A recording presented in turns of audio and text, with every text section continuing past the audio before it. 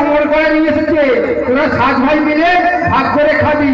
মা অমর করা যাবে কি গো? ঝাল করাই শুনেছি, মডেল করাই শুনেছি।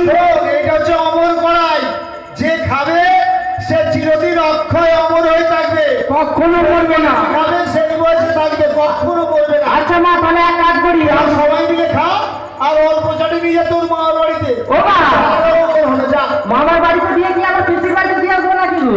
বেশ টাকা দিয়ে আসবি। আচ্ছা যা। আচ্ছা বেশ, তাহলে যাচ্ছি। হ্যাঁ যা।